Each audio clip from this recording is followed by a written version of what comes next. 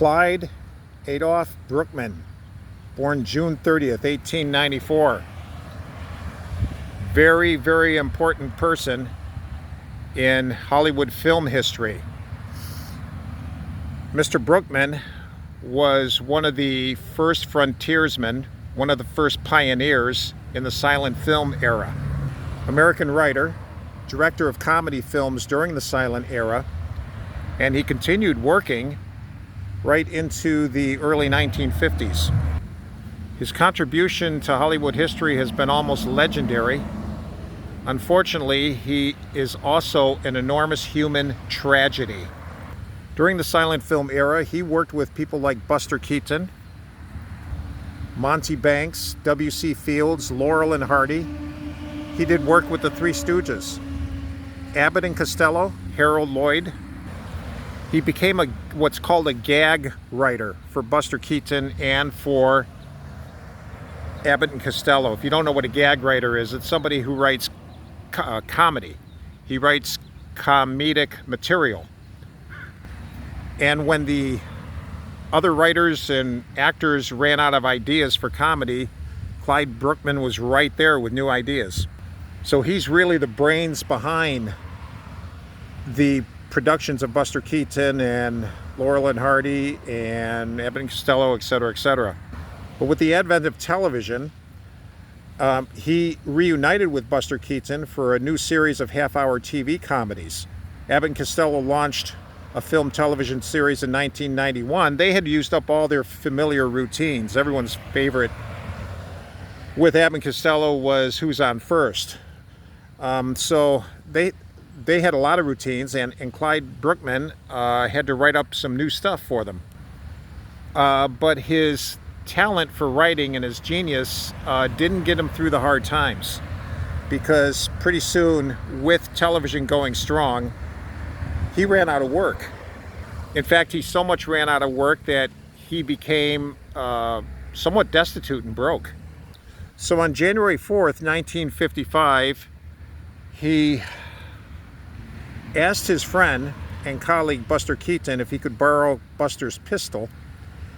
He said that he was going to go hunting with it. I don't know of anybody who goes hunting with a pistol.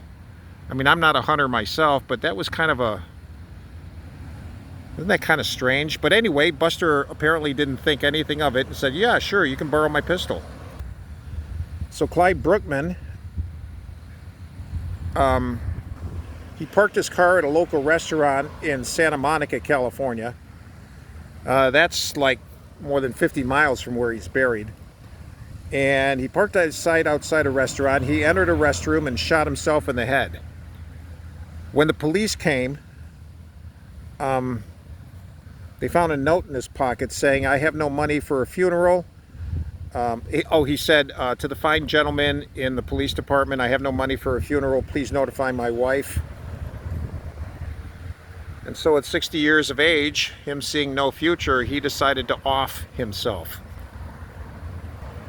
This is always a tragedy. I have done at least 2 videos on suicides, and I'm going to say the same thing again. Killing yourself is not the answer. Suicide has been called a permanent solution to a temporary problem, which means, actually it means it's not a solution at all. Now, there is an afterlife, and just because you kill yourself doesn't end your problems, and it doesn't end your suffering, and it doesn't end your pain, because you have to answer to God in the next life. How he got here buried here in Orange County, California, I'm not really sure. There's one source on the internet says that he's not buried here, that he was cremated and his ashes scattered in the Pacific Ocean, but I didn't find, that's an assertion somebody made. I didn't find any evidence for it. It looks to me like he's actually buried here. His life became the topic of the 4th episode, season 3 of The X-Files. If you've ever seen that series, you may have seen this. Clyde Bruckman, they treated his death in one of their episodes. So I'm always sad and sorry and somewhat Actually, I'm very empathetic to people who want to kill themselves, but folks, don't do it. No matter how rich you are and then you suddenly become poor, or however poor you are and you were never rich, suicide solves nothing. The only person that can solve your problems is God. Turn to Him.